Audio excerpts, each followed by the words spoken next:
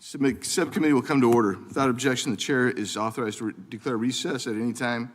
We welcome everybody to today's hearing, and I mean everybody who's in here and everybody who will come in here is welcome to come in here and participate and watch and participate orderly.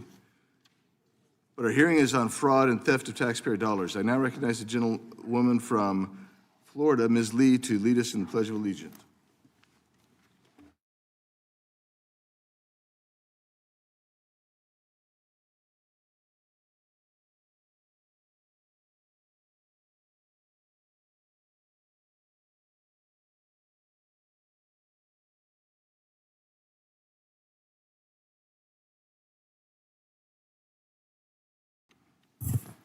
Thank you. I now recognize myself for an opening statement.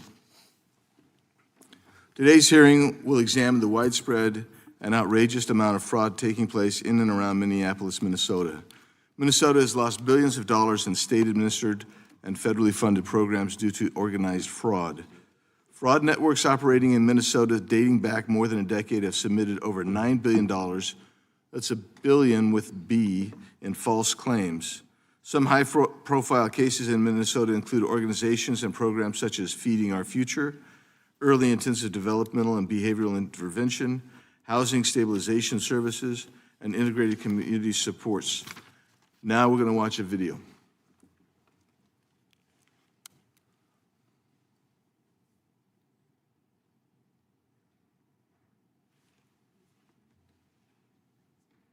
It's welfare fraud. It's all about the daycare. They estimate as much as $100 million a year is being stolen by shady daycare center operators. So how much money are we talking about stolen from the American taxpayer? Well in excess of $1 billion. Ripping off state-run programs intended to feed low-income kids, house the disabled, and provide services to autistic children. Where are the children at? Do you know where the children are at? Where are the children at in these daycare centers? I don't care. Are there children here today? No. No children? Yes. So this is Quality Learning Center. Hello, we'd like to ask where the money's going. Attorney General Keith Ellison was focused on one thing and one thing only, and that was keeping these folks in business. When do you think Governor Walz knew about this fraud? From the very beginning. What happened here in Minnesota that allowed this fraud to materialize? The people at the highest levels of responsibility in the government of the state of Minnesota looked the other way. Fraud within these programs have involved false claims, fictitious providers, and services not rendered, highlighting the need for stronger verification, monitoring, and enforcement to protect taxpayer funds. These fraudulent actions have robbed taxpayer funds intended to feed children, support individuals with autism, provide housing for low-income and disabled Americans, and deliver health care to Medicaid recipients. Since 2021, the DOJ has charged 98 defendants in Minnesota-based fraud cases, 85 of whom are of Somali descent. Of the 98 defendants, 64 have been convicted. DOJ has now undertaken extensive investigative action, which includes issuing over 1,750 subpoenas, executing more than 130 search warrants, and conducting more than 1,000 witness interviews. Since the start of the Trump administration, the federal response to fraud in Minnesota has intensified following a series of high-profile cases involving state-administered, federally funded programs. One of the initial instances of high-profile fraud in the state involved the nonprofit Feeding Our Future, which was at the center of a $250 million COVID-19-related fraud scheme. As part of the scheme, fraudsters exploited Department of Agriculture, USDA food programs designed to provide meals for children. Federal prosecutors ultimately convicted 57 defendants and described the scheme as the nation's largest COVID-era fraud.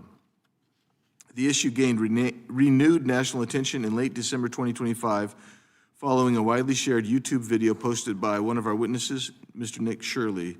Mr. Shirley's work highlighted suspected fraud in Minnesota child care programs. His reporting prompted federal authorities to intensify investigations, expand oversight, and coordinate multi-agency enforcement efforts. A week ago today, Mr. Shirley released a second video that documented alleged fraud in the transportation industry intended to provide rides for children, the disabled, and the elderly. Mr. Shirley uncovered companies with questionable addresses and vehicles intended to transport children, the disabled, and the elderly that remained idle for extended periods of time. We look forward to hearing from Mr. Shirley about what he was able to uncover. But how did we get here? Hopefully another witness, Scott Dexter, a former fraud investigator for the Minnesota Department of Human Services, can shed some light on that for us.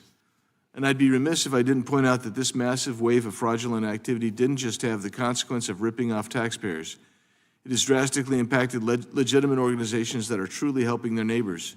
Jennifer Larson is here today to share her story about how this massive fraud has crippled her organization that serves autistic children. We'd like to think that these fraudsters will one day face justice, but it appears that is not always the case. For example, Yasmin Ali, a daycare and home health care owner charged with stealing millions from Minnesota taxpayers, after being granted bail, disappeared before a trial and has not been located since. That was more than a decade ago. The tentacles of this fraud ring are widespread and include crimes other than fraud. For example, the aforementioned Yasmin Ali. Her brother, Adaris Abdullah Ali, pleaded guilty in 2009 to lying to a federal grand jury about his knowledge of a group of young Somali men in Minneapolis who traveled to Somalia to fight with al-Shabaab, a foreign terrorist organization against the transitional federal government of Somalia. We can also consider the fact that at least $700 million in U.S. cash transported via passenger luggage through Minneapolis-St. Paul International Airport. The incidents are all currently under federal investigation, with the majority carried by couriers traveling to Somalia, other African nations, and the Middle East. While no definitive links to funding terrorism have been established yet, we know that hundreds of millions of dollars in cash are being transported to areas where foreign terrorist organizations are active. What could possibly go wrong? A whistleblower has alleged that TSA personnel at MSP, Minneapolis-St. Paul International Airport, repeatedly identified and flagged routine encounters with Somali men carrying large suitcases filled with bundled cash, often exceeding $1 million. During an interview, a former TSA agent at MSP from 2016 to 2021, now a whistleblower, Liz Jackson, noted that she saw, quote, suitcases packed with millions of dollars in cash moving through MSP again and again, carried by the same type of couriers, which raised questions that she feels law enforcement and political leaders still haven't answered, close quote. Jackson further explained her repeated encounters with Somali men carrying suitcases packed with cash, and in one case, a bag filled with new passports. According to Jackson, the volume, consistency, and profile of the transactions she witnessed were well beyond ordinary or everyday behavior. Treasury Secretary Scott Bessent has noted that the department is currently investigating where Minnesota's taxpayer dollars are being placed. Additional reports show that Somali individuals in the United States send roughly $215 million abroad each year. On January 9th, Secretary Bessent indicated that the Treasury Department's Financial Crimes Enforcement Network, FinCEN, informed 4 money transfer organizations that they're under investigation for their roles in the fraud scheme involving the theft of funds from social services in Minnesota. He also indicated that some banks in Minnesota are being investigated by the Internal Revenue Service's Civil Enforcement Division for allegations related to money laundering. As you can see, there's much to unpack surrounding these numerous fraud schemes taking place in and around Minneapolis, Minnesota. I would be remiss if I didn't suggest and urge additional investigation throughout this entire country. I know that in my home state of Arizona, our Democrat Attorney General came in to office and quickly said that there had been $2.5 million in fraud just in the Medicaid program alone, and in recent studies released over the last year in Arizona, it's been suggested that as much as $7.2 billion in fraud annually take place in Arizona's similar programs. So this is not just a Minnesota issue, but it just happens to be at the forefront of why we're here today. I look forward to today's hearing, and I thank the members and witnesses for taking part. Now yield back and recognize the ranking member, Ms. McBath, for her opening statement. Thank you, Mr. Chair, and thank you for convening this hearing this morning to talk about the harm that fraud can cause. And thank you for everyone that is here this morning to testify. It's so necessary that we continue to investigate and prosecute all forms of fraud, including government fraud, which can turn many into victims. That is because a person committing fraud against a government program steals from all of us as taxpayers and abuses the initial purpose of these programs.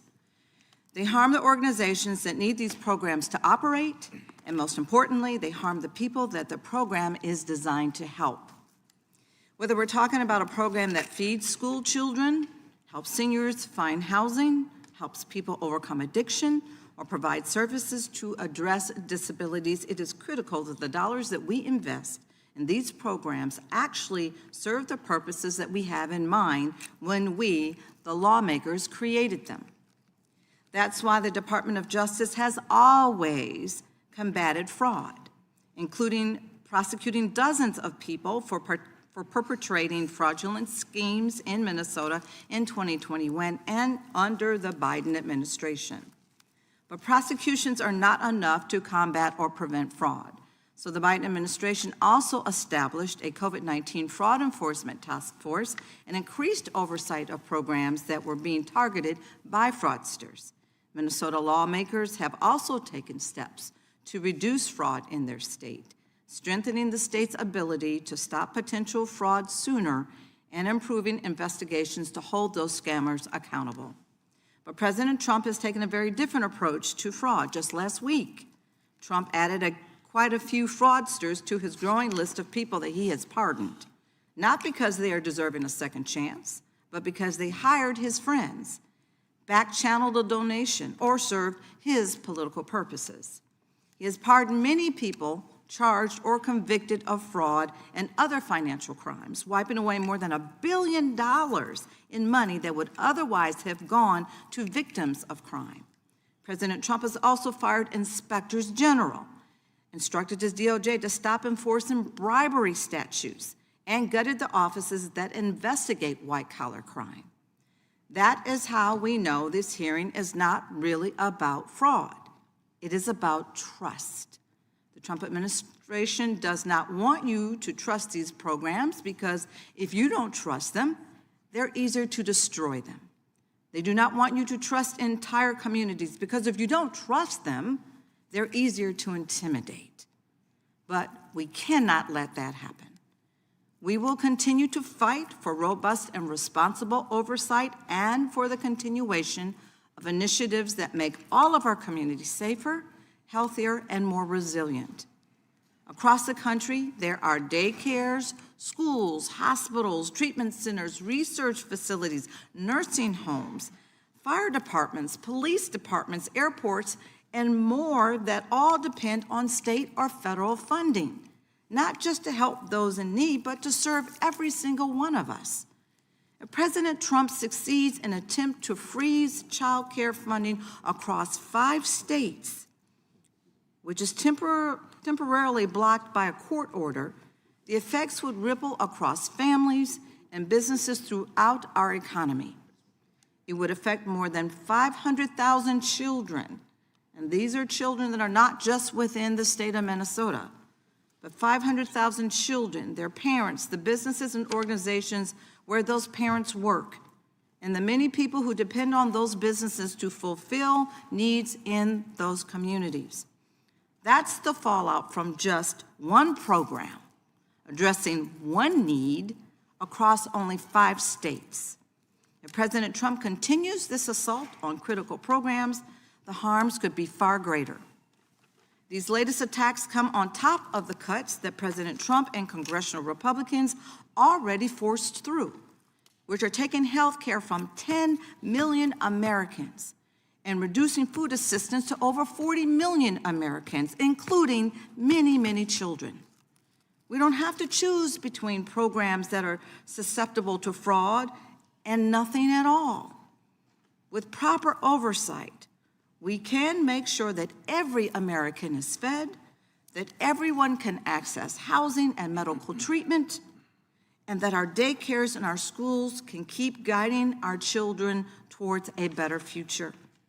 I look forward to hearing more today about how we can achieve this goal. I thank our witnesses for being here, and I yield. Gentlelady yields back. I now recognize the chairman of the full committee, Mr. Jordan. No, I don't recognize him right now, but I will recognize the ranking member of the full committee, Mr. Raskin, for his opening statement. Thank you kindly, Mr. Chairman. Thank you to all of our witnesses for joining us. In a just world, the Judiciary Committee today would be investigating why a masked ICE agent shot 3 times in cold blood and killed an unarmed citizen, a 37-year-old mom, Renee Nicole Good. We'd be investigating why Trump's DOJ is harassing and investigating Renee's wife instead of investigating her killer. We'd be asking why ICE agents are trained in basic CPR, but 911 tapes have shown none of the agents performing CPR on Ms. Good. They left her bleeding alone in her car for almost 3 minutes and definitively rejected the help of a man who came forward and identified himself as a doctor. We'd be investigating why in another Minnesota case, ICE agents deployed tear gas under the car of a family of 8 people, including a 6-month-old, a 2-year-old, and 2 kids with severe asthma who were just trying to get home from a basketball game. The baby stopped breathing, and his mom had to administer CPR as they desperately waited for medical help to arrive. But our colleagues want to talk about fraud in Minnesota, fraud that was already being investigated and prosecuted under the last administration. It is true that social services fraud, serious fraud, occurred in Minnesota. That's why under President Biden, the Department of Justice opened multiple criminal investigations that to date have already resulted in more than 90 people being charged and 64 people being convicted of federal criminal offenses. Indeed, Minnesota lawmakers acted to root out and prevent fraud going forward in the public benefits program. That's why last year, the Minnesota legislature passed legislation to empower the governor to cut off payments or to claw back funds whenever fraud is detected. And that's why Governor Walz appointed the first ever director of program integrity to make sure the state is effectively investigating and preventing fraud and corruption in their programs. The fraud in Minnesota was discovered not by a right-wing social media influencer who's been harassing people in communities all over Minnesota in recent weeks, but by the hard work of real local investigative journalists, brave whistleblowers, and state and federal auditors. It is this fraud, which we must take seriously, is not unlike the $2.5 billion breathtaking Medicare fraud scheme uncovered last year in the home state of the chairman of this subcommittee, as he himself mentioned, or the massive COVID-19 unemployment assistance fraud scheme uncovered in Chairman Jordan's home state of Ohio. Fraud is endemic in government all over the world. There are fraudsters attacking our public institutions, trying to undermine them and rip them off. Even our president has been convicted of 34 counts of criminal fraud by a jury of his peers in New York related to the fraudulent payments made to porn star Stormy Daniels, and also civilly convicted in New York for different kinds of real estate fraud. Fraud is not headquartered in one state or one municipality, much less one ethnic, racial, or religious community. But President Trump couldn't resist the temptation to use fraud in Minnesota as an occasion to mobilize the power of the federal government to bully and intimidate first and second generation Somali Americans who live in that state. Many of the people convicted in the fraud schemes were of Somali ancestry. So, under the pretext of cracking down on a fraud that had already been discovered, investigated, and prosecuted, Trump surged federal immigration officers to Minnesota and aimed them at the Somali American communities, calling the people who live there repeatedly garbage. This is despite the fact that it is a complete non sequitur, obviously, to send immigration agents to conduct fraud investigations. And the deployment of law enforcement resources against an entire ethnic community after the criminal prosecution of a small group of its members is to promote the sinister ideas of collective guilt and guilt by association, two doctrines that are emphatically rejected in Anglo-American jurisprudence and by our courts. The community targeted in Minneapolis is made up, incidentally, overwhelmingly of U.S. citizens. 95% of Somalis in Minnesota are U.S. citizens, including 58% of whom were born in the United States. Well, what is the Trump administration's actual record on fraud? Well, let's see. President Trump pardoned the big-time drug dealer and convicted fraudster Juan Orlando Hernandez, the former president of Honduras, sparing him a 45-year criminal sentence after he brought in 400 tons of cocaine into our country. That's 800,000 pounds of cocaine that he said, quote, "We are going to stuff up the nostrils of the gringos." And Trump pardoned him. And if you're interested in that particular sweetheart deal, that would be a great subject for a hearing, Mr. Chairman. Just last week, again, the president granted pardons to more convicted fraudsters. Julio Herrera Vellatini was scheduled to be sentenced this month for participation in a political corruption and fraud scheme alongside his co-defendant, the former governor of Puerto Rico, Wanda Vasquez. In late 2024, when Mr. Herrera was facing felony bribery charges in a different case, his daughter donated $2.5 million to the MAGA Inc. Super PAC. Then in May 2025, Mr. Herrera's lawyer, who had served on President Trump's legal team, negotiated a deal allowing him to plead guilty to a trivial misdemeanor offense instead. Several months later, Mr. Herrera's daughter donated another $1 million to MAGA Inc. And what do you know? President Trump generously granted Mr. Herrera a full and unconditional pardon just last week. They're making a fraud out of the pardon process in America with pay-to-play rules as they pardon recidivist, hardened, unrepentant fraudsters. Well, indeed, in total, President Trump has pardoned more than 1,600 people, depriving victims, survivors, and taxpayers of an estimated, check this out, $1.55 billion in restitution and fines owed to us, the American people, while shockingly, because other presidents didn't do this, but Trump did, while shockingly allowing corporate fraudsters and tax cheats to keep all of their ill-gotten gains. This is a massive and unprecedented swindle from working-class people and crime victims as the administration gives all of these ill-gotten gains right back to the criminal fraudsters who stole the money in the first place. And finally, Mr. Chairman, President Trump has dismantled the infrastructure that actually prosecutes white-collar crime and fraud in America, actually roots out waste, fraud, and abuse. The Trump DOJ gutted the public integrity section at DOJ that prosecutes government officials who break the law.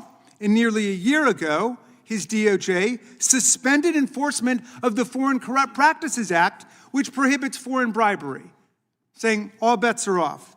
He's gutted the Consumer Financial Protection Bureau, which is the first and the only agency devoted solely at the federal level to protect American consumers against being cheated by big financial corporations. The CFPB delivered $21 billion back to more than 200 million Americans who were victims of fraud and other predatory business practices, and the administration has been gutting the CFPB because they are on the side of corporate fraud and white-collar crime. That's the truth of what's going on there. They fired 17 inspectors general, the independent government watchdogs, whose job it is actually to root out waste, fraud, abuse, and corruption, and left 28 IG offices without Senate-confirmed leadership at all, allowing the corruption and the fraud to run rampant. So if we're going to have a hearing about fraud in America, Mr. Chairman, let's do it. Let's take in the full scope of what's taking place in our country. I yield back to you. Gentleman yields back. I now recognize the chairman of the entire committee, Mr. Jordan. Thank you, Mr. Chairman. I'll be brief. I want to thank our witnesses for being here. Estimates are potentially as high as $9 billion we're looking at here in what appears to be a decade-long scam, fraud. I mean, I always look at one program I talked about a couple weeks ago in an oversight hearing was this Feeding Our Future program, where taking federal Americans' hard-earned tax dollars, taking that money and supposedly providing meals to children. Problem was there were no meals and no kids. They're just stuffing it in their pockets. So I think this is a great hearing to have. We appreciate the witnesses and the work that they've done. Ms. Larson and the work she does and actually making a difference, doing a legitimate program, Mr. Shirley for uncovering this, and Mr. Dexter and others who are here. So with that, I would yield back and look forward to hearing from our witnesses and the hearing itself. Thank you, Mr. Chairman. I recognize myself for just some UCs. The first one is President Joe Biden commutes sentences for two of Chicago area's most notorious fraudsters.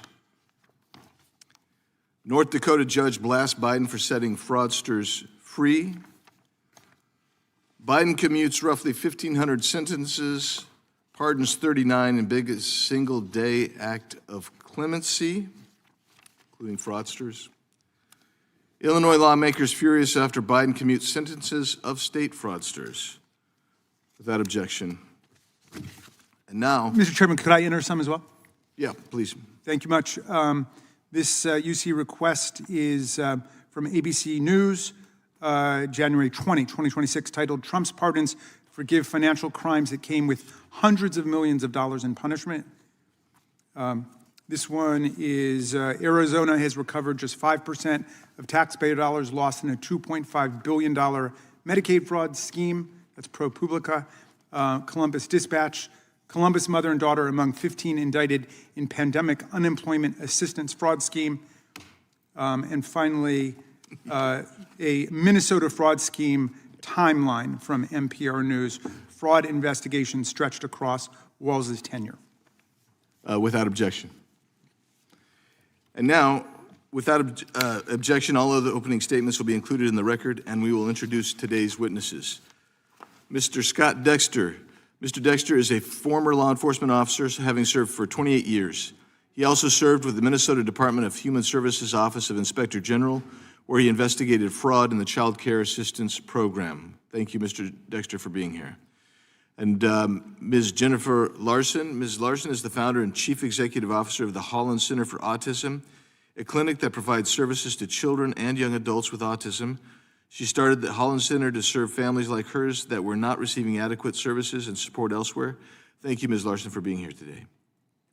Mr. Nick Shirley is an independent journalist. His recent investigations and videos have shed light on the scale of fraud in public benefit programs in Minnesota that are currently ongoing. And thank you, Mr. Shirley, for being here. And Mr. Dylan Hedtler-Gaudet. Mr. Hedtler-Gaudet is the acting vice president of policy and government affairs at the Project on Government Oversight. POGO is a nonprofit organization that investigates alleged wrongdoing by the governor. Thank you, Mr. Hedtler-Gaudet, for being here with us today. We welcome all our witnesses and thank them for appearing today. We will begin by swearing you in. Would you please rise and raise your right hand? Do you swear or affirm under penalty of perjury that the testimony you're about to give is true and correct to the best of your knowledge, information, and belief, so help you God? Thank you. You may be seated. The record will reflect that the witnesses have all answered in the affirmative. And at the instruction of Mr. Hedtler-Gaudet, I wanted to let all members of the panel know that when you have a question for him, please say his name so he knows that you are addressing him, please. I want the witnesses to know that your written testimony will be entered into the record in its entirety. Accordingly, we ask that you summarize your testimony in 5 minutes, and we'll begin now with Mr. Dexter. You are recognized for your 5-minute statement. Thank you. Chair, members of the community, thank you for the opportunity to speak with you today. My name is Scott Dexter. I'm a retired law enforcement investigator with 28 years of experience, most of it spent conducting criminal and financial fraud investigations, with experience in surveillance operations. In 2013, after retiring from law enforcement, I joined the Minnesota Department of Human Services as part of a newly created investigative unit within the Office of Inspector General. Our mission was straightforward: identify and investigate fraud within the Child Care Assistance Program, known as CCAP. I was one of the original 4 investigators hired, all of us former law enforcement professionals with backgrounds in criminal investigations. Our cases were not selected based on the name of the center, the owner, or the community it served. They were selected based solely on tips, complaints, and the amount of CCAP funding being paid out. The highest funded centers were reviewed first, and many of those centers were referred to us through the public tip line or by licensing inspectors who observed activity inconsistent with a legitimate daycare operation. What we found was deeply concerning. Many of these centers operated out of commercial spaces with windows totally covered, no visible play areas, and very few children ever present. Through surveillance, data collection, and review of attendance and billing records, we repeatedly documented patterns of overbilling, non-existent attendance, and in some cases, children being signed in for hours they were never actually at the center. Our investigative process was thorough and methodical. We collected licensing and billing data, installed covert surveillance cameras, reviewed hours of video, identified parents and employees, and calculated estimated overpayments based on actual attendance. Completed cases were then turned over to the Minnesota Bureau of Criminal Apprehension for search warrants, interviews, arrests, and potential prosecution. As our investigations progressed, we noticed a trend. Many of the centers receiving the highest levels of CCAP funding were owned and operated by Somali individuals, and the families served were predominantly Somali. This was not the basis for selecting cases, but it did become the basis for accusations against us. We were labeled as racially biased, despite the fact that our case selection was driven entirely by funding data. An outside review was launched into our investigative practices. We were questioned about how we selected centers and how we conducted surveillance. Following that review, new restrictions were placed on our work, including mandatory panel reviews before we could move forward with investigations. Investigators were also pulled from conducting new or current investigations in order to enter data from all previous complaints received by DHS into a newly created database, a process that took nearly a year to complete. These changes significantly hindered our ability to do our jobs effectively. Ultimately, in 2019, I chose to retire because the investigative process had become so constrained that meaningful work was no longer possible. Through collaboration with federal agencies, including the IRS Criminal Investigation Division, Homeland Security, and the U.S. Department of Health and Human Services, we learned that millions of dollars in cash from the Somali community was being flown out of the Minneapolis-St. Paul airport by Somali couriers. At one point, nearly $70 million had been documented leaving the country halfway through a single year. Although we could not prove that the cash was obtained fraudulently, we strongly suspected that it was. We also encountered situations where federal partners were prevented from opening cases due to concerns about political sensitivities surrounding the Somali community and the refugee resettlement program. These decisions had real consequences, allowing fraud to continue unchecked. Throughout our work, we identified several loopholes that made CCAP highly vulnerable to fraud. Centers were allowed to bill for the full authorized hours, even when children were present for only minutes. Billing records could be submitted up to 30 days later, creating opportunities for manipulation. Attendance records were handwritten, unreliable, and often incomplete. And despite our recommendations, no biometric attendance systems, no electronic submission requirements, and no state-installed security cameras were ever implemented. Chair and members, the purpose of my testimony is not to cast blame on any community. It is to highlight systemic weaknesses that allowed large-scale fraud to occur and to emphasize the need for stronger safeguards, better oversight, and investigative processes that are allowed to function without political interference. Thank you for your time and your commitment to ensuring accountability within publicly funded programs. And I am prepared to answer any questions that you may have. Thank you, Mr. Dexter. And now we're going to recognize Mr. Hedtler-Gaudet for your 5 minutes of opening statement. Chairman Biggs, Ranking Member McBath, and members of the subcommittee. I appreciate the opportunity to testify before you today on the important issues of preventing fraud and protecting taxpayer dollars. My name is Dylan Hedtler-Gaudet, and I am the Acting Vice President of Policy and Government Affairs at the Project on Government Oversight.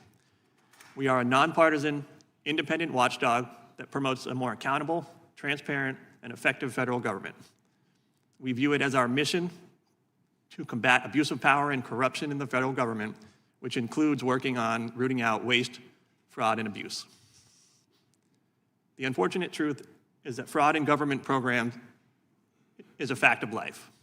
Since the United States government has existed, fraud in government has also existed. For much longer than that, in fact. For as long as human beings have been organizing ourselves into societies and building institutions to govern those societies, there have always been those who will seek to take advantage.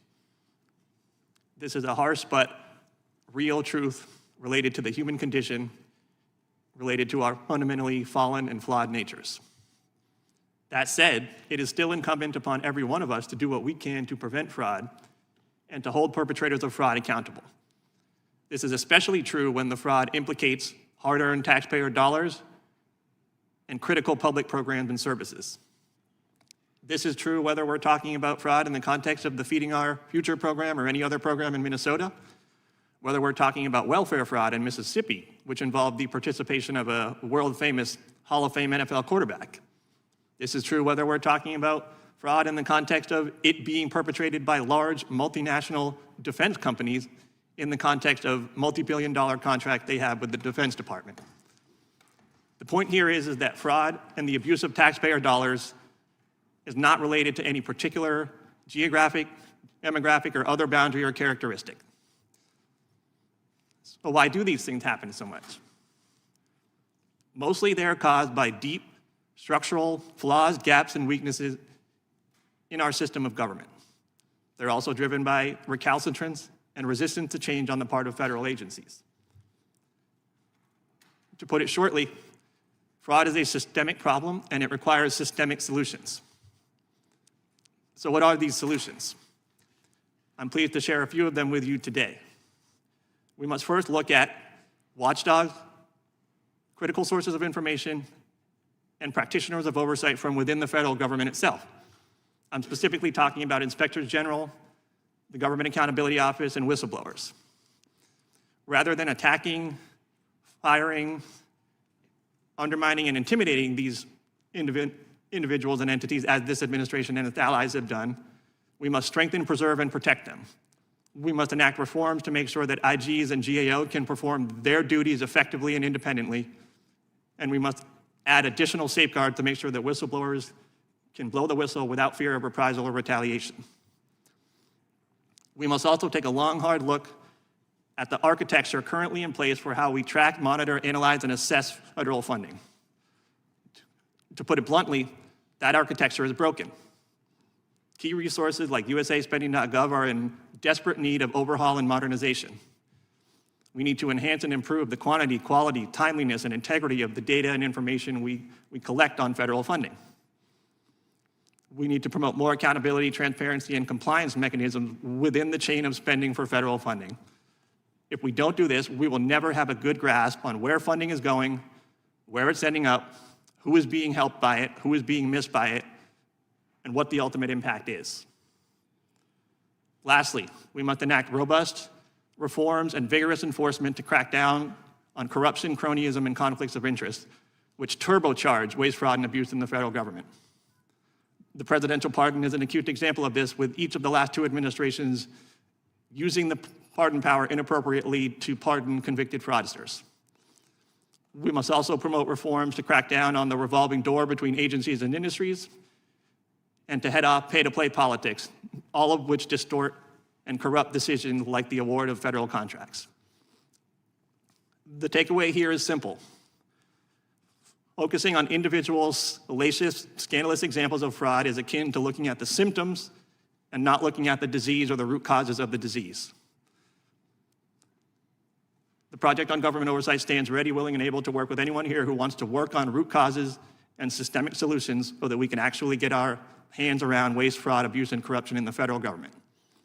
Thank you for having me here today, and I look forward to answering your questions. Thank you, Mr. Hedtler. And I forgot to mention, when you get about 10 seconds left, I'll just tip that so everybody will know that as well. So, Mr. Shirley, you're recognized for your opening statement. Awesome. I'm here today to speak on behalf of all hardworking, law-abiding, tax-paying citizens here inside of the United States. I've helped bring to light widespread fraud that's happening inside our nation, and we the people have had enough of our hard-earned money going towards fraudsters as if it's no big deal. As I speak here, I want to ask everyone a question. How much do we trust when we pay our taxes it's going to benefit our nation? People erupted during the Boston Tea Party over just a few percentages as they believed they were being taxed without representation. Nowadays, we have the representation, but do we trust our representatives? My name is Nick Shirley, and I made a 41-minute video that I posted on platforms like X and YouTube. My video received over 100 million views, and it created instant change within our government. As the federal government launched investigations and departments such as Health and Human Services froze over $185 million in child care funding until businesses can prove they are legitimate businesses. I actually became aware of the fraud that was happening in Minnesota in June of 2025 as I was there for a separate video in Minnesota and started reaching out to me, asking me if I was making a video on the fraud. I said, well, what fraud?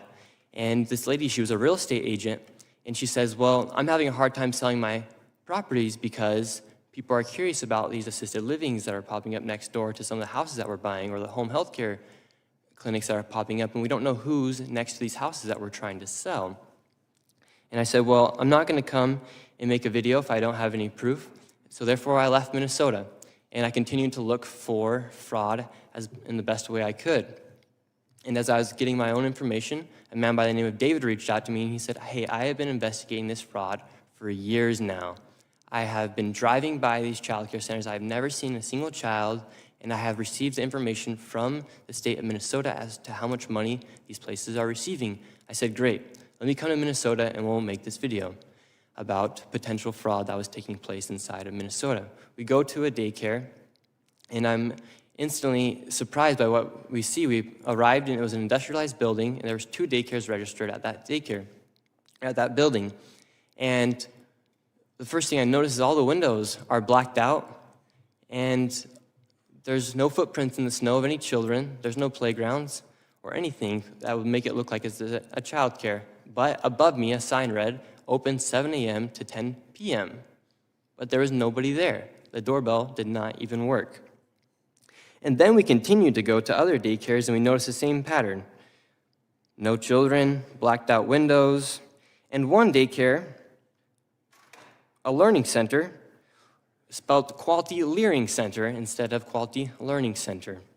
They had received $1.9 million, yet with that $1.9 million, they could not even spell Leering right on their sign.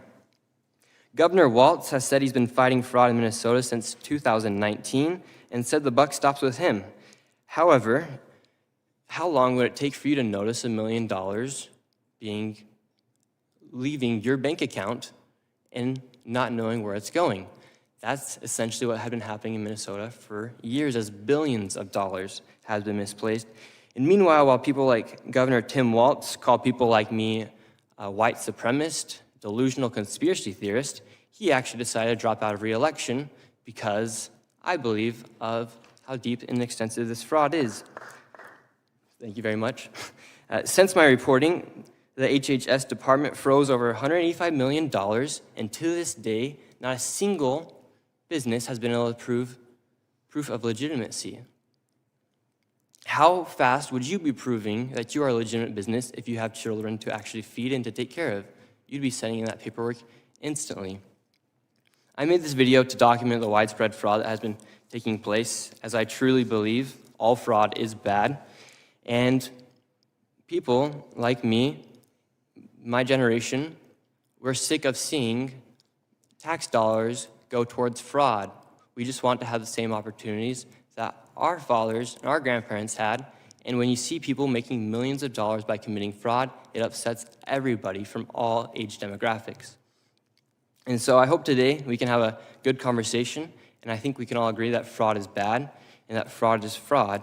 And I wish the best for our country, and I think that's what needs to be happening, is to crack down on all forms of fraud. So thank you for having me, and God bless the USA.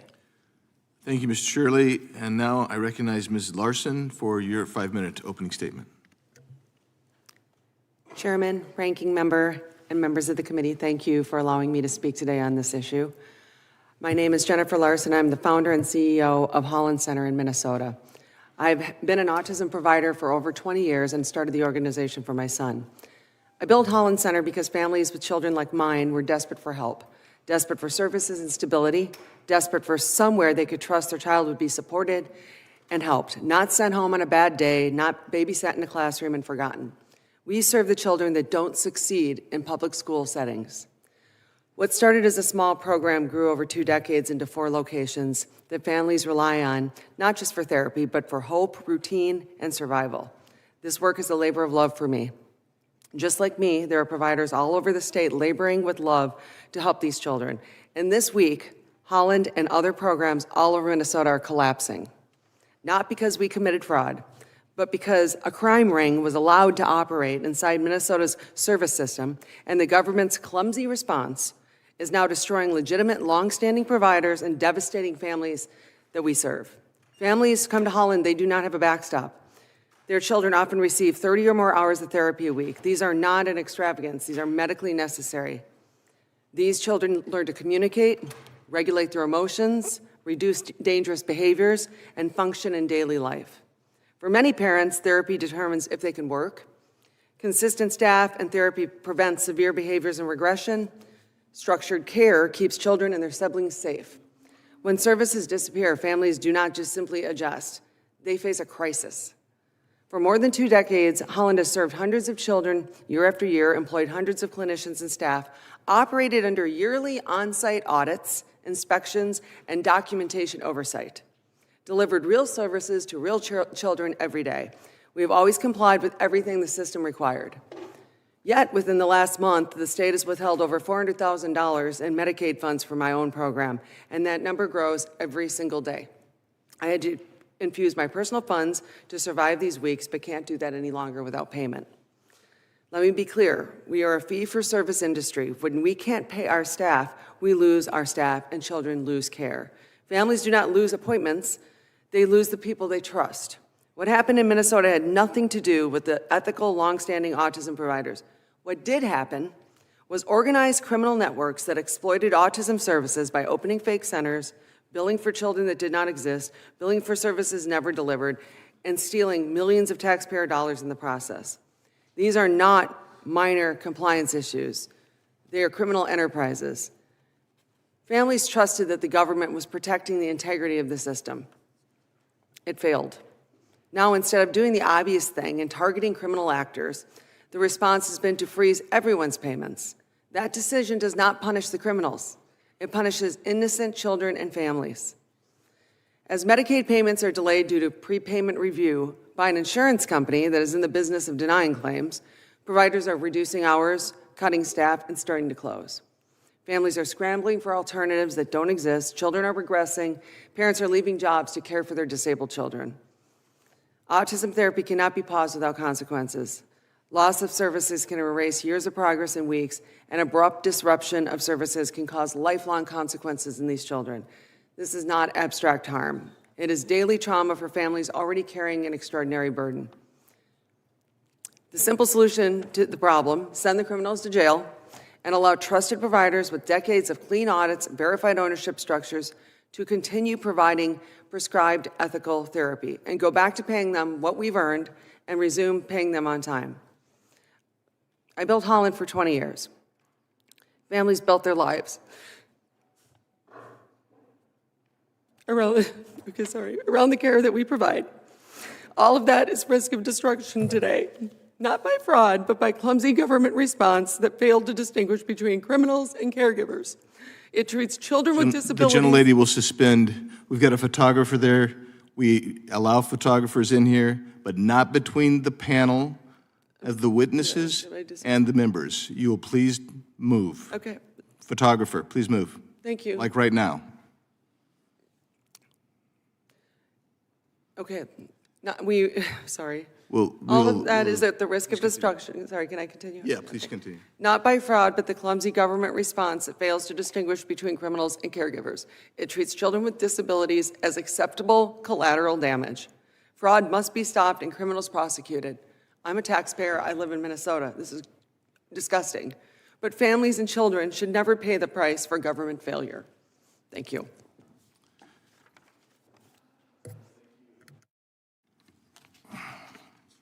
We will now proceed under the 5-minute rule with questions. Chair recognizes the gentleman from Wisconsin, Mr. Tiffany, for 5 minutes. Thank you, Mr. Chairman.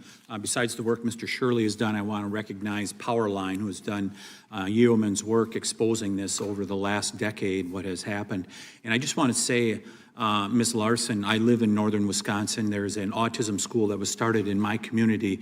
Where did we visit when we wanted to start that a decade ago? We came to Minnesota, where you have been leaders in having good autism programs. And I think about the tremendous fraud that has gone on in nutrition programs, housing programs, but is there anything more heinous than abusing an autism program?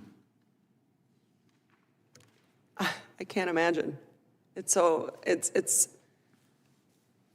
hard to believe that people are faking the children have autism and stealing money from the government.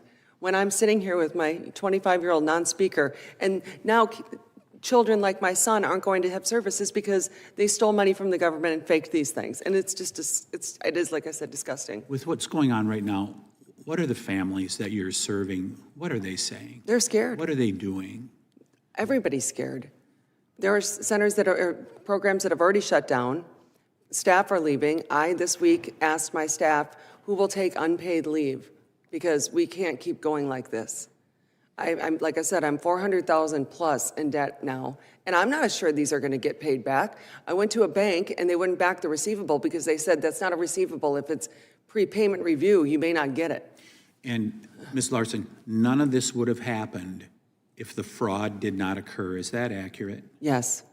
Mr. Dexter, could have something been done about this earlier? Yes. As I stated in my opening testimony, in the years that I worked there, we identified how fraud was occurring, the loopholes that existed, and we What were some of the warning signs, Mr. Dexter? Well, the fact that part of our job was to go and collect attendance records. We would find attendance records that were either incomplete, non-existent. Obviously, there were times we found them to be fabricated because they were given to us way later, and the same with billing records. They were allowed 30 days after the end of the billing period to submit billing records, so they were not immediately available to us, and it kind of allowed overpayments or double payments to be overlooked.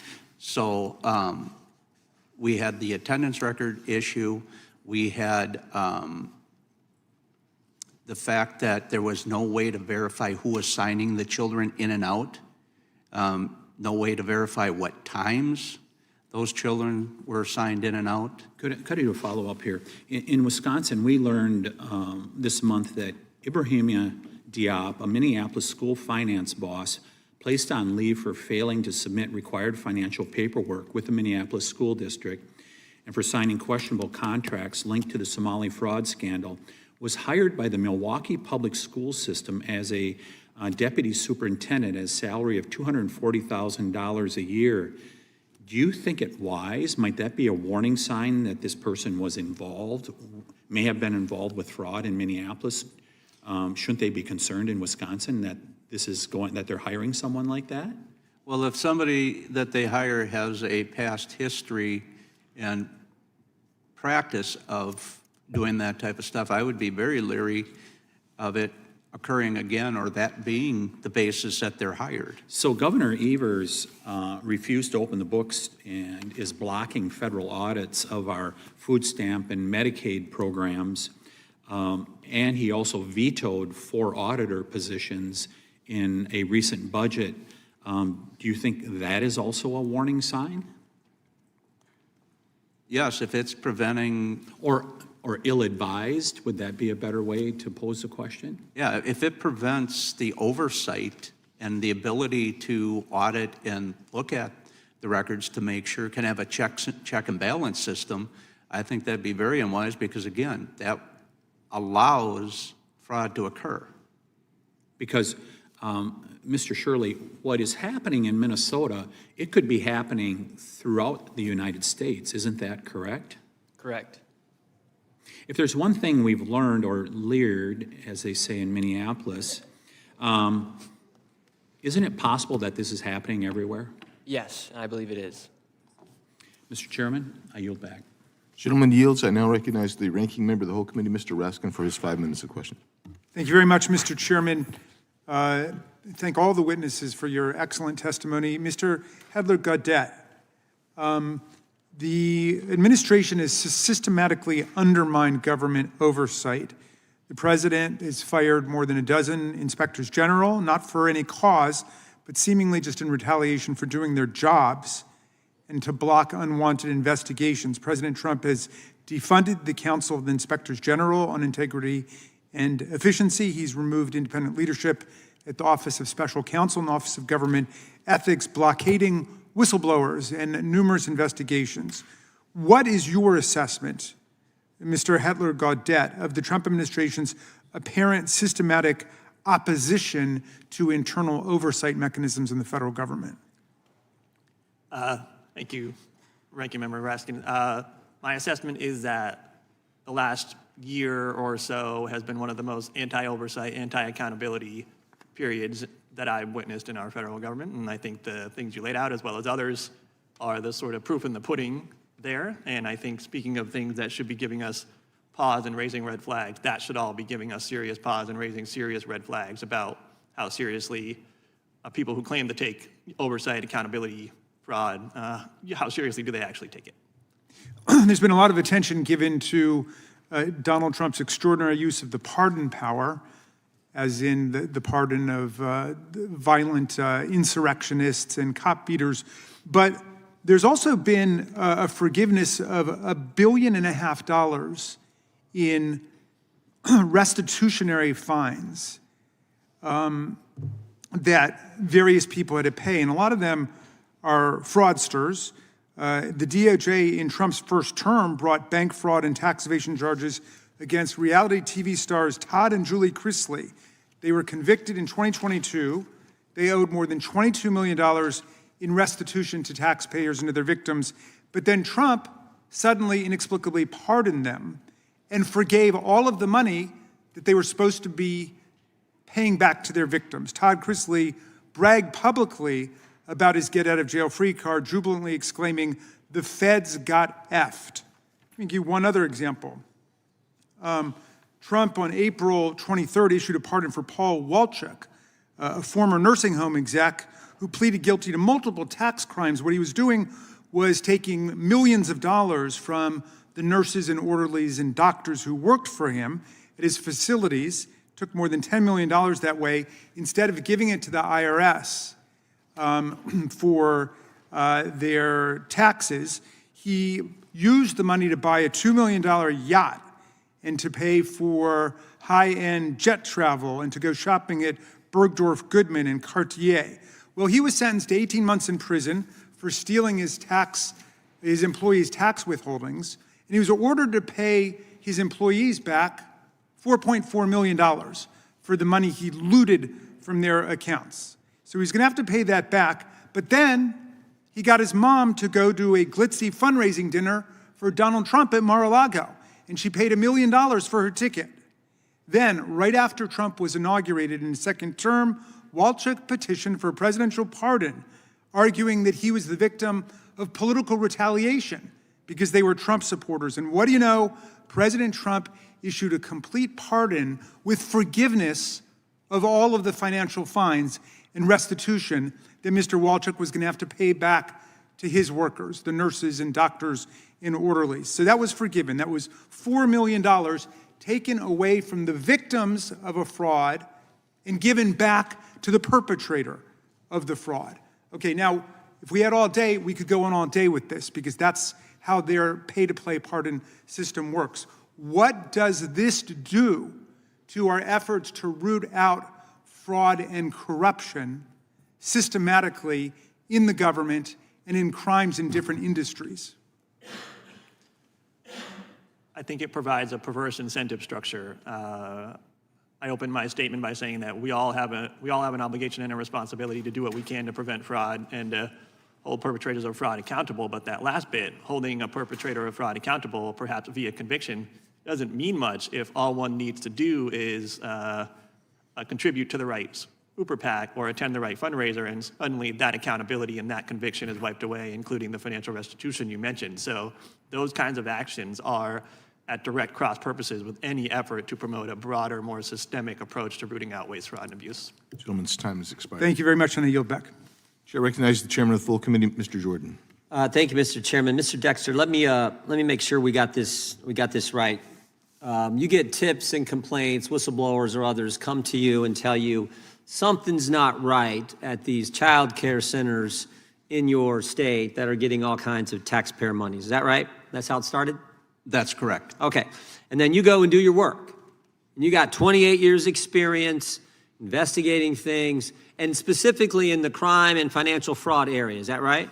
That's correct. And you go out and find out at these child care centers, there aren't any kids. No kids are there. I mean, there's some, but there's like, you don't see the playgrounds. You don't see any kids at a place where they're supposed to be helping children. And then you also find out most of them are run by Somali individuals. Is that accurate? That is correct. And then you make some recommendations. You said, here's what we should do. I think you put this on page 2 of your testimony. You said there's some basic things you should do. No, you said they didn't have biometric attendance system. They should do that. They should have electronic submission requirements. They need security cameras. You made some recommendations. Yes. And then what happened? Nothing. They ignored your recommendations, but it didn't stop there, did it? They ignored your recommendations. They called you a racist, right? Correct. Typical left. I always say the left will tell a lie. Big media will report it. You tell the truth, they call you a racist. Exactly what happened here. So they ignore your recommendations, they call you a racist, but it even got worse than that, if you can imagine. They started investigating you, is that right? Yes, we were interviewed by an outside firm for a report given to the Office of Legislative Auditor. And what did that report look like? What did they say? They call you a racist? What did the report say? The report basically questioned our investigative tactics, looked at how our unit was managed. Even though you had 28 years experience in this particular area, tips and whistleblowers came to you, even though that was the whole catalyst for doing this. Correct. Yeah, okay. And the end result is what? The end result is Miss Larson, who's actually helping people, she Correct. suffers and the people she helps suffers. Is that right, Miss Larson? Not to mention the fact that taxpayers are getting ripped off, but the people who do good work, who actually help people, you suffered. The disabled are paying for the money stolen. Yeah. And why do you think all this is the case? So, I mean, all this brings me to seems to be a typical pattern, but in the end, you got to ask why. Why was, when you point out what's going on, you have good people doing good work who suffer, the taxpayers are getting ripped off, someone's got to ask, well, why did they take not follow your recommendations, call you a racist, investigate you instead of just fixing the problem? Why'd they do that? What could be the answer? Anyone want to hazard Mr. Shirley, you want to hazard a guess why that's the case? Well, they simply use that as a deflection technique to make you not want to speak out against the fraud. Yeah, it seems to me it's politics, though. You think it's politics, Mr. Dexter? Yes, I do. Yeah, the people at the top like, well, we don't want to do this. We don't want to be called racist. In fact, we found that out a week ago in a hearing where we were looking at this Feeding Our Future program. And we found out they actually shut that program off for a while. They said, time out, something's not right here. They found the same kind of things you found, Mr. Dexter. And they said, we're going to stop payment. And then it restarted. And the reason it restarted is because they threatened a racial discrimination lawsuit against the authorities there in Minnesota. So, okay, forget about the fact that when we do this, we restart the money, we're going to hurt good people like Ms. Larson and the people she helps and rip off the taxpayers. We're going to do it all for politics. And we also found, interestingly enough, the Attorney General in Minnesota had a meeting with the key folks in this particular program, and then they find out a couple weeks later they start sending him campaign contributions. I think it's politics. I think it's politics driving it all. And that's why it's appropriate we're investigating here at the congressional level. That's why it's appropriate the Department of Justice has put in place a specific individual to focus on this, not only in Minnesota, but around the country. I talk too much. Anyone else want to throw on? I'll give you, Mr. Shirley, Ms. Larson, a chance to say anything if you want. If not, I'll yield 28 seconds to our chairman. I yield 20 seconds, remaining my time to the chairman. Thank you. So, Mr. Hedtler-Godet, would it surprise you that Joe Biden issued pardons to someone named Crundell, who had the largest municipal fraud in the country's history and had a restitution amount of $53.7 million that was never paid following the commutation? Would that surprise you, sir? That would not surprise me. And actually, in my written statement, I outline how some pardons under the last administration, the Biden administration, they also fall into the same pattern of pardoning convicted fraudsters. So I'm in agreement with you there. Yeah, thank you. And without objection, that time has expired, so without objection, Mr. Klein will be permitted to participate in today's hearing for the purpose of questioning the witness if a member yields him time for that purpose. And now we're going to go to Mr. Moore from Alabama. Thank you, Mr. Chairman. All this talk about pardons and the ultimate shyster, one of them was Hunter Biden. He got pardoned after Joe promised he wasn't going to do that on the way out. So anyway, that's another pardon for another day. Ms. Larson, I'm impressed with your son. I honestly thought he was your attorney when you guys were sitting there. But were there early warning signs, if acted on, that could have prevented the fraud schemes from growing to the scale that we see now? I'd say yes. Looking back, the Somali community in Minnesota has a high prevalence of autism, and I know that because I serve a lot of minorities in my centers. So when these centers started popping up, I thought, good for them. You know, like I took care of my son. We have had a waiting list for 5 years, so I thought it was a positive. And then it just started to go and go, where now it's 400 plus of these, and it started. I didn't Nick Shirley it. That's a verb now. And go out and go see, because obviously I'm busy and that's not what I have time for. But, I think there were a lot of early warning signs. I think if anybody was actually paying attention. They would have caught it. Oh, 100%. Because how long have you been in business? 20 years? Over 20 years. And you went through a number of audits, I think, every year, right? Every year. So how is it that these groups are getting away with it and you're under the thumb of the government auditing you every year? Why do you think that is? Either there's a double standard and they don't, for whatever reason, have the same expectations that we do, or they're just looking. Maybe Chairman Jordan was on to something. Maybe it's politics. Yeah. Mr. Shirley, now I guess investigative journalists are known as right-wing social media influencers. So can you confirm how many daycare centers you personally visited in Minnesota during your investigation? During that first video, we went to around 7. How did you select those facilities? I know you said earlier footprints in the snow, but how was it that you identified those facilities to go to initially? So the man David in the video, he had the daycares with the CCAP funding, and we just simply drove around Minnesota and around Minneapolis area. Took a lot of courage to do that, I would imagine. Probably more so now than what it was when you initially did it. 100 million views, you said. Yes, over 140 million views on X alone. So what was Mr. David's background? How did you connect with him, and how did he call you, or did you reach out? He simply is just a man in Minnesota who has a passion for his city, and he's been seeing fraud taking place for years. And out of all the thousands of messages I get on Instagram and other platforms, I just happened to read his, and he provided me the information, so I gave him a phone call. And then from there, just went to those different facilities. What was probably the most interesting thing as you were doing this? I think I saw the video. We watched it, and it looked like there was a number of facilities in the same building.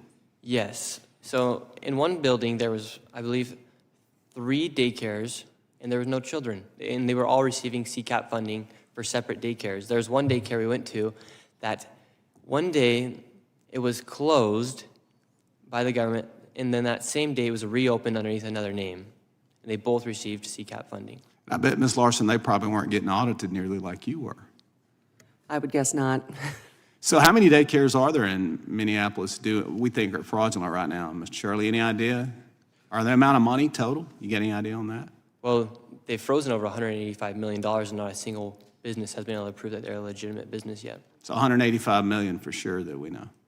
Mr. Dexter, I got a question for you. What common patterns or warning signs usually indicate that the provider or the program may be committing fraud? As you were doing your investigations and 28 years of experience, what are some of the indicators that you see that maybe that should be a telltale sign or a red flag that there's fraud there? Well, one of the immediate signs that we saw when we would go out to first look at the location is where that was located. A lot of times they were located in commercial areas, and I'm not talking like strip malls or anything like that. I'm talking about like industrial areas where you wouldn't typically find a child care center. We would notice that there was no play area. And if there was any play equipment, it was bare minimum. Now, there was an exception that if there was a playground area within a very short walking distance, that would count. But a lot of times we didn't see that.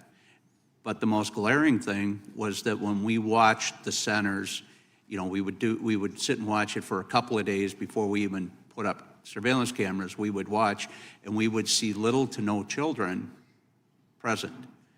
If anything, there would be a few kids. As you begin to blow the whistle, the investigator became Gentleman's investigator. time has expired. I'll yield back, Mr. Chairman. Thank you. Chair recognizes the ranking member, Ms. McBath.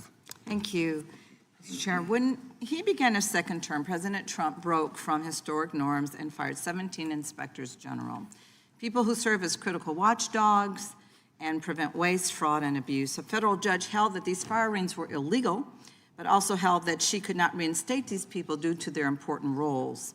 As a result, the president has been able to appoint acting inspectors general who have themselves been removed after informing Congress that Trump officials are not cooperating with investigations. Mr. Hedtler-Gaudet, how do these frequent firings affect the ability of the inspector general offices to prevent and investigate fraud? I think they fundamentally undermine it, and they also create a real chilling effect for the inspectors general who are left. The incentive to do something that could upset the powers that be suddenly becomes a bit of a risky proposition. And so between the completely undermining them and the chilling effect, you are really dampening and damaging the ability to do real oversight. Thank you. And how does the politicization of inspector general appointments affect the morale and effectiveness of career investigative staff there within these offices? It also has a severely negative effect on morale and efficacy within the offices. Thank you. So I believe we can and should do more to prevent fraud and improve oversight so that all of our government efforts are doing the most that they can to help the American people. When the Judiciary Committee marked up the Republicans' partisan big ugly spending bill, I offered an amendment that would dedicate half of 1% of funding to be used for oversight and fraud improvement and prevention. My Republican colleagues, they opposed the amendment. Mr. Hedtler-Gaudet, in your opening statement, you spoke on steps that Congress could take to ensure robust, nonpartisan oversight. The Project on Government Oversight recently published an article, 7 Ways Congress Should Sharpen Its Oversight in 2026. Asking this. Without objection. Thank you. Thank you. Is there anything else that you want to highlight from those recommendations? Sure. Yeah, I just want to pause to note that Congress really is the indispensable actor when it comes to doing oversight. There's supposed to be a somewhat adversarial relationship between the branches, and Congress is supposed to be the primary adversary when it comes to the other 2 branches and conducting oversight, but that is predicated on Congress taking that oversight duty seriously, irrespective of who is in charge of the other 2 branches. And so I think there's a political will issue there with oversight, but also there are some mechanical issues. So Congress could do a better job of holding hearings that are a bit more bipartisan, a bit more focused on the facts as opposed to the sizzle of a given anecdote or scandal. I mean, really trying to get at root causes and really trying to take hard, deep looks at the underlying structural reasons why things like fraud happen. It's not as sexy. It's not going to get you as many views on social media, but it's going to actually ideally lead to long-term, sustainable, durable reforms that can really crack down on the problem. Thank you. And so the short-lived DOJ office was supposed to cut fraud. Mr. Hedtler-Gaudet, what did it actually do, and how did its actions actually affect everyday Americans? So DOJ was a complete failure. Even on its own terms, the primary progenitor of DOJ claimed that he was going to find $2 trillion, then he moved that down to $1 trillion in waste, fraud, and abuse, cut spending, but in 2025, we actually spent more money than we spent in 2024. At the opening of this fiscal year in October, we ran the largest opening month budget deficit ever run before at $285 billion. We have hollowed out the key functions of a bunch of agencies. So any claims that DOJ was effective either on cutting spending or promoting effectiveness or efficiency are just flat out undermined and undercut by the facts. And Mr. Hedtler-Gaudet, because you have done investigations yourself, did you do any follow-up on Mr. Shirley's video? So personally, I took a look at some of what had been done to try and backstop what Mr. Shirley indicated in his video by professional journalists at CBS and by professional oversight practitioners like the Inspector General in Minnesota. And as it turns out, they had a difficult time substantiating what Mr. Shirley was claiming to be true in his video. And in fact, they found countervailing evidence, including having been provided security footage by one of those daycares of children being dropped off the very day that Mr. Shirley was supposedly there. So I think in my view, I would have to, I think I'd err on the side of believing the professional journalist at CBS and the professional oversight practitioners at the Inspector General office. Thank you. I'm out of time. I yield. Chair recognizes the gentlelady from Florida, Ms. Lee. Thank you, Mr. Chairman. And so on that note, I think it's important that we return to a discussion of how these investigations were conducted and the type of evidence that led to the discovery of this massive fraud. One thing that is clear based on the testimony today is that this is not just a Minnesota problem. This is a warning sign for every state that it is administering large-scale programs using taxpayer dollars. And we need to get to the bottom of how to identify this type of fraud and prevent it from continuing to occur. So, Mr. Dexter, I'd like to go back to your testimony, both what you have shared with us already about your extensive background investigating and analyzing program fraud and the methods that you used to identify the theft of taxpayer dollars in this particular type of case. In your written testimony, you mentioned that case selection and investigations were begun in part by looking at funding data. And I am interested in how your office would use things like funding data, use statistics, and other information and evidence to begin to develop these cases.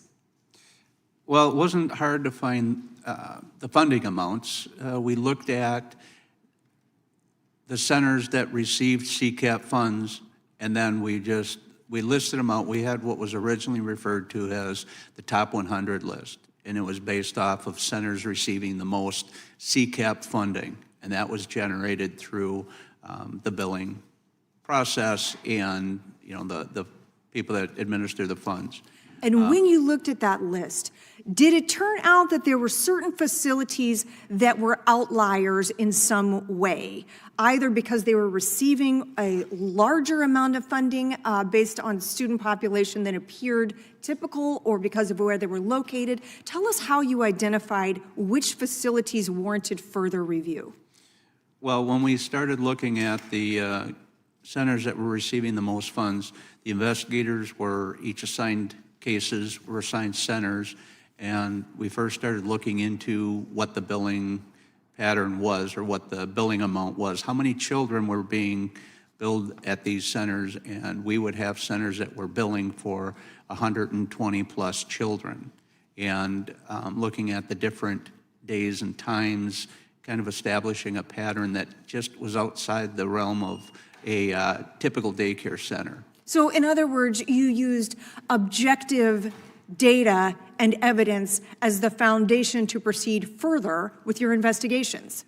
Yes, in order to start the investigation, that's what we would begin with. And in your experience, wouldn't you also say that that is the typical method or atypical method for beginning and analyzing a potential fraud case of any nature in any community?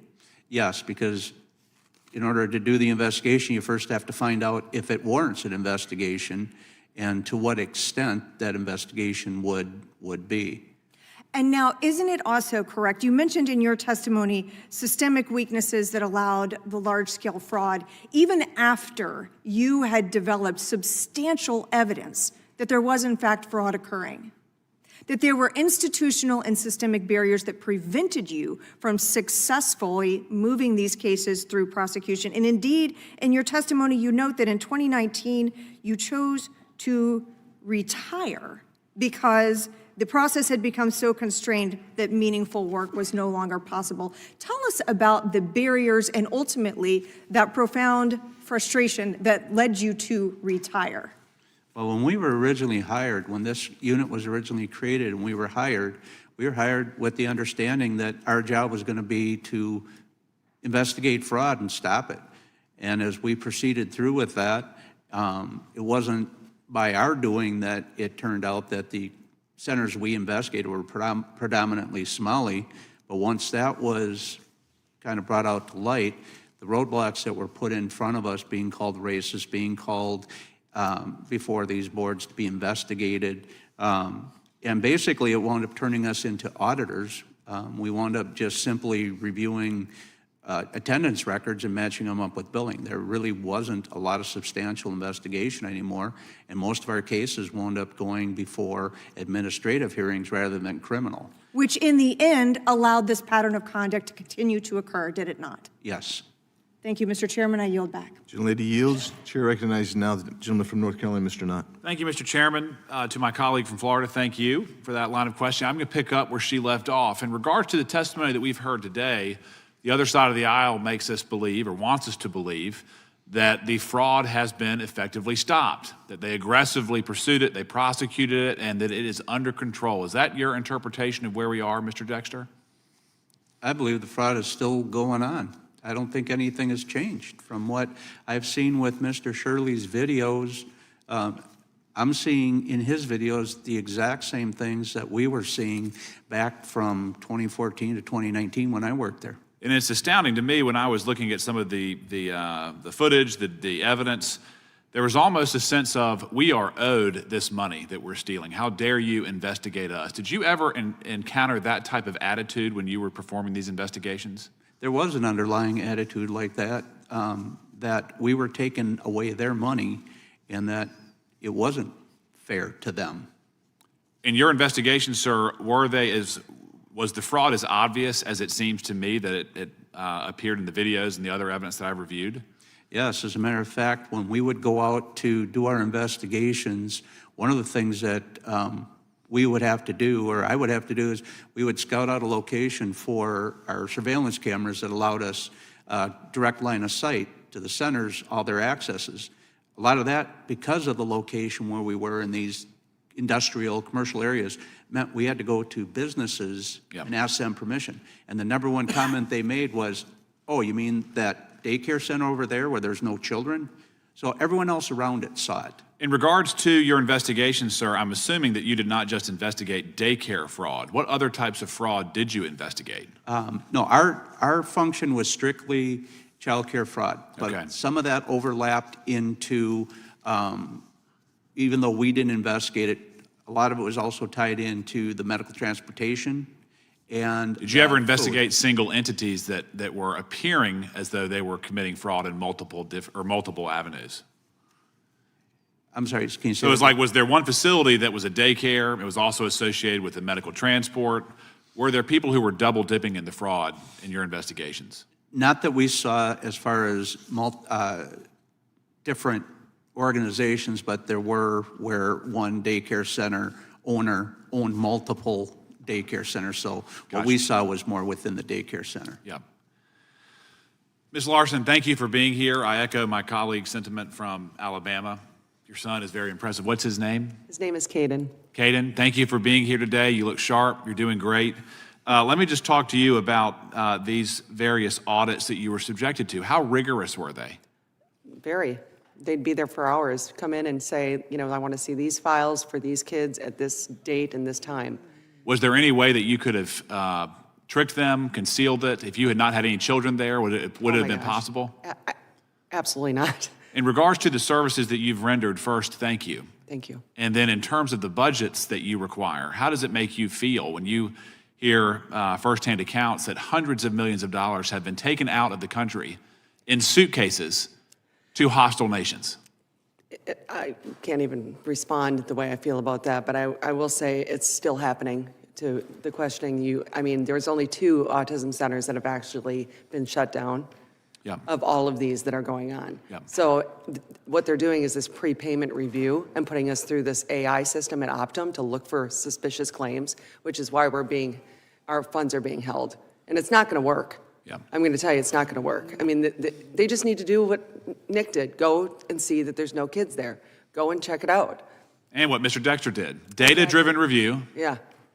without any preconceptions, without any prejudices, and then holding the fraudsters to account. And when he did that, he was called a racist. Yeah. It's astounding. It is astounding. And you said that you helped many patients, diverse patients. Yeah. How have those patients been harmed by this administration in Minnesota, the Walz administration? They are all being harmed if I shut down next week. Is that what you're up Yeah. against? Well, if I haven't gotten paid now, the last date of service was December 5th. I'm over $400,000 in debt. My payroll is $250,000 every 2 weeks, and we get paid every 2 weeks. So on Sunday night, I'll know if I get any money. I haven't been paid a dime. All my claims have been held. So I'm preparing to. And apparently in Minnesota too, I can't just pause services. If I pause my services, then the DHS can say, "I'm sorry, you've lost your license to serve the kids through this program." So I don't know what they think we're supposed to do. Unbelievable. Yeah. Well, again, thank you for being here. I appreciate all the testimony. Sorry I didn't get to everybody else. There's a lot of questions. Mr. Chairman, I yield back. Thank Gentleman yields. I recognize the gentleman from California, Mr. Kiley. Thank you, Mr. Chair.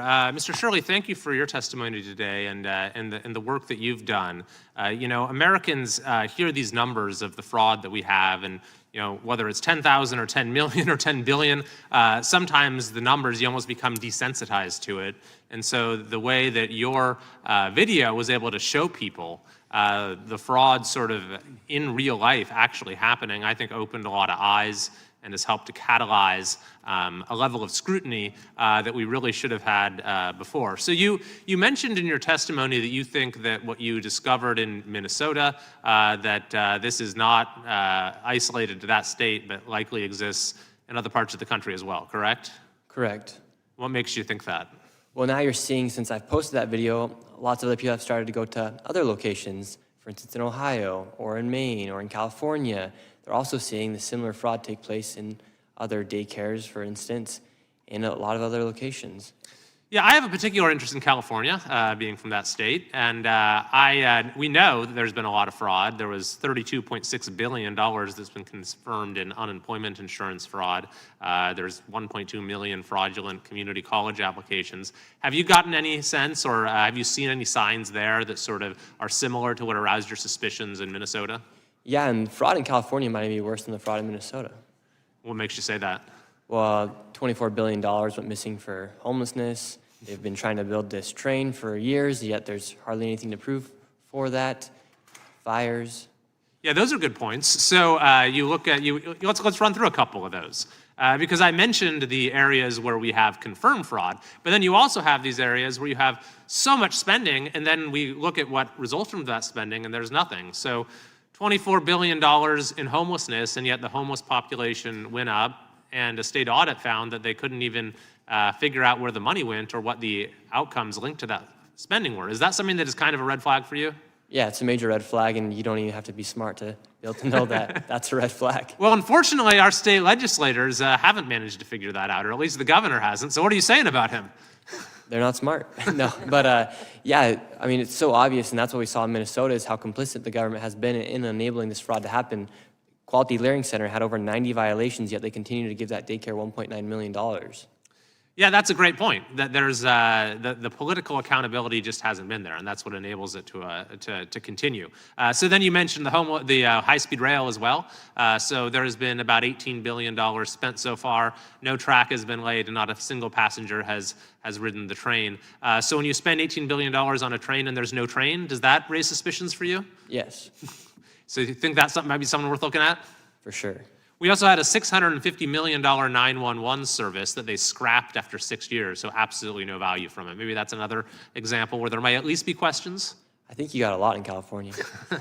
All right, well, we'll look forward to seeing what you find. We're certainly trying to use whatever tools we have here to bring more accountability in California as well. Mr. Dexter, I wanted to also ask you a couple of questions about your work, because you have extensive experience on the law enforcement side trying to detect fraud. That's actually how in California we discovered the EDD fraud, the unemployment fraud, is it wasn't the state suddenly figuring it out. It was district attorneys who came together and investigated and in fact pointed to the fact that the state had let this happen and failed to heed their warnings and hadn't taken basic fraud detection steps. So Is this something that you encounter? Like, what kind of internal controls make it so fraud is more difficult, and what type of lack of internal controls make it so fraud is easier? Well, I would say the biggest thing was the fact that when we tried to investigate this, once we started bringing cases forward and it showed that the number of centers that we investigated were Somali, the biggest roadblock was the fact that they didn't want to follow through on these cases. They shut down investigations. They made us, in light of the report from this outside management firm, we spent nearly a year pulled away from our investigations because one of the things they determined was that when our unit started, we didn't have a proper case management system for recording and keeping track of the tips. So as investigators, we instead had to spend nearly a year entering past complaints made to DHS into a newly created database.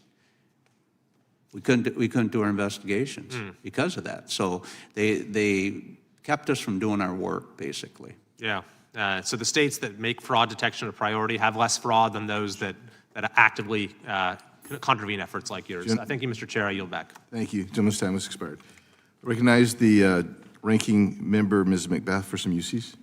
Thank you, Mr. Chair. I'd like to ask unanimous consent to enter into the record an article, Republicans' Claims of Fraud Are a Pretext for Unpopular and Drastic Medicaid Cuts. Without objection. Thank you. And so Mr. I have... Chairman, I have some... You have a UC? Yeah, please go ahead. Actually, forgive me, I have a handful of them here, Mr. Chairman. One is a letter dated October 21, 2025, from Representative Benny Thompson to Robert F. Kennedy Jr. regarding the decision to rescind the $101 million penalty imposed on Mississippi. Press release dated September 17, 2025, titled Governor Walz Issues Executive Order Directing State Agencies to Take Additional Steps to Combat Fraud. Executive Order 2501, titled Preventing Fraud and Establishing the Financial Crimes and Fraud section of the Department of Public Safety, signed by Governor Tim Walz, January 3rd, 2025. Article dated December 2nd, 2025, titled Trump Calls Somali Immigrants Garbage as U.S. Reportedly Targets Minnesota Community. Article dated January 9, 2026, titled 5 States Sue Administration for Withholding Billions in Social Safety Net Funds. Article dated January 10, 2026, titled Behind the Somali Daycare Panic is a Mother and Son Duo Angling to Become Top MAGA Influencers. Article dated December 31, 2025, titled Right-Wing YouTuber Behind Viral Minnesota Fraud Video Has Long Anti-Immigrant History. Article dated January 11, 2026, titled Fact Check What's Really Happening with Childcare Fraud in Minnesota. And finally, article dated January 13, 2026, titled The Trump Administration Says It's Cracking Down on Fraud, but it gave a red state a pass. Thank you, Mr. Chairman. Without objection, Chair recognizes Ms. McBath again for the UC. Thank you, Mr. Chair. I ask unanimous consent to enter into the record an article titled Trump's Child Care Fund Freezing in 5 States Could Cost Families $400 million by Julia Cation of the Century Foundation. Without objection, I recognize myself for a series of UCs. From Fox News, Biden clemency for convicted fraudsters met with outrage. Slap in face. From CNN, victims shocked after Biden grants clemency to Kids for Cash judge and $54 million embezzler. And from Axios, Biden sets presidential record on pardons and clemency. Also, Minnesota daycare expose, journalist strikes again, and part 2 names the hub of the fraud wheel. 78th defendant charged in feeding our future fraud scheme from U.S. Attorney's Office, District of Minnesota. Suitcases filled with millions in cash flew out of MSP airport. Ex-TSA agent connects dots years later from Survival World. From the U.S. Department of Health and Human Services, HHS freezes child care and family assistance grants in 5 states for fraud concerns. From the U.S. Attorney's Office, District of Minnesota, 6 additional defendants charged. 1 defendant pleads guilty in ongoing fraud schemes. This is from the local Fox News in Minneapolis. Through the years, a decade of investigating fraud, Minnesota. U.S. Department of Homeland Security release. ICE continues arresting worst of the worst in sanctuary Minneapolis, including pedophiles, gang members, and drug traffickers. From MSN, TSA flags suspicious cash outflow at Minneapolis-St. Paul Airport. From MSN, foreign ATM, Somali cash exodus from Minneapolis exponentially larger than other major U.S. airports. From Breitbart, SBA cutting off grants to Minnesota over reports of Somali fraud. Vance praises YouTuber Nick Shirley reporting on Minnesota fraud. Waltz and Omar using ICE operations to distract from fraud scandal. And from Just the News, in Somali fraud scandal, Republicans probe evidence of a blue state election scheme. From the New York Post, ringleader of $250 million Minnesota welfare fraud scandal ordered by judge to forfeit Porsche and luxury goods. From LifeZet.com, TSA whistleblower, Somalis regularly flew out with suitcases stuffed with millions in cash. From Fox News, Minnesota welfare fraud probe targets Somali Hawala money transfers. From the Star News Network, feds probe hundreds of millions in suspected Somali cash and luggage leaving Minneapolis Airport. From USCIS announces results of Operation Twin Shield, a large-scale immigration fraud investigation. From PBS, Nome says Homeland Security is investigating fraud in Minneapolis. From Cornell Law, this is the 18 U.S.C. Section 666, theft or bribery concerning programs receiving federal funds. Also, same source, 18 U.S.C. Section 641, public money, property, or records. Also, from same source, 18 U.S. Code 1001, statements or entries generally. And without objection, I now recognize myself for my 5 minutes of questioning. So, I have read all of your statements, and I do thank you, Mr. Hedtler-Godet, for your recommendations. Mr. Dexter also had some recommendations. I think those are prescient. I think those are important. But I also have to bring some additional information out just because it's in my nature. I got to do it. So, Mr. Hedtler-Godet, you've been talking about the IGs because you were asked about the IGs. Do you know how many cases, for instance, criminal cases are being investigated, say, by the Department of Homeland Security IG right now?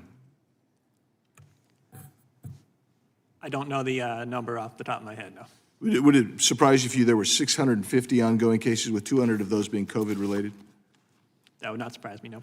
And do you know how many audits they have going right now? Nope. They have 60 audits going right now with another 20 investigations going. That sounds to me like the IG there, at least in DHS, is not being chilled because of the appointment of temporary IGs. Am I wrong on that, or am I misconstruing that? One thing about the DHS IG, Mr. Joseph Kafari, is he was actually appointed under the first Trump administration, and he has remained ever since.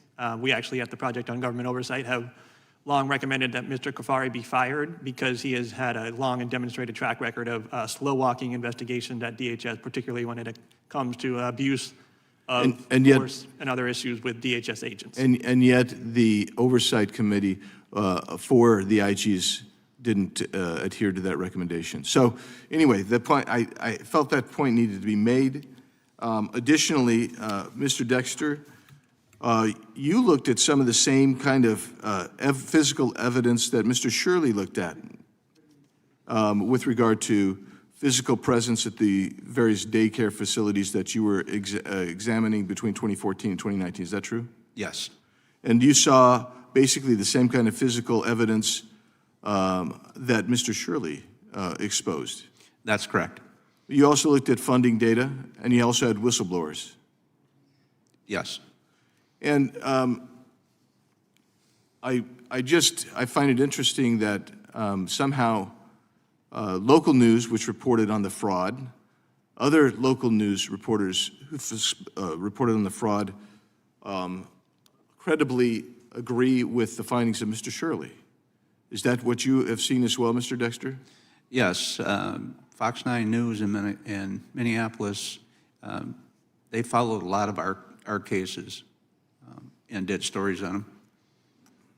And so I mean, the very notion of trying to discredit Mr. Shirley because he got a lot of views, or that some CBS reporter disagreed and said they couldn't find the evidence, actually, in my mind, discredits the CBS reporter. That's because, I mean, I appreciate the ranking member having cited the Arizona fraud, which I also constantly cite. It's a massive fraud in Arizona. Not just the $2.5 billion, but there's another additional allegation of about $7 billion per year fraud in Arizona. I think there needs to be a change there. I think we need to get a handle on this, not just in Minnesota, but nationwide. Because what we've seen in Ms. Larson's case, those who are conducting themselves according to the law, delivering services, are the ones that also get punished. But if you're a fraudster, somehow you're able to keep on going. And the fraud hasn't stopped. Mr. Shirley, have you seen any evidence? You said twice today that $185 million of recipients, not one of them has been able to demonstrate that they are a legitimate business. No, in fact, they're actually actively suing the HHS to prevent handing over any information. Right, so they don't even want to give the information that would be required of an audit, that would be required from a separate independent investigation. They want a court to intervene and enjoin and prevent them from having to respond to this kind of investigation. Is that correct, Mr. Shirley? That is correct. So, I mean, this is the thing, and I think, I listened to the panelists, I think everybody on the panel, I think everybody up here, we all want to stop the fraud. But the bottom line is, it's so infused with politicization that it is preventing us from just sitting down there and saying, okay, we got a symptom in Minnesota and we're going to fix it. I think the symptoms being exposed is critical because then it actually motivates people to try to get to the root cause. I'm out of time, and we have no other members here, so I just want to thank each one of you, from Mr. Dexter, Mr. Hedtler-Gaudet, Mr. Shirley, and Ms. Larson, for being here and giving us your testimony. I really, really appreciate it, and I would encourage my colleagues to be better stewards and have better oversight, because otherwise Mr. Shirley's generation is going to be paying through the wazoo, which right now means $40 trillion in national debt. So thank you all. Appreciate it. We are adjourned.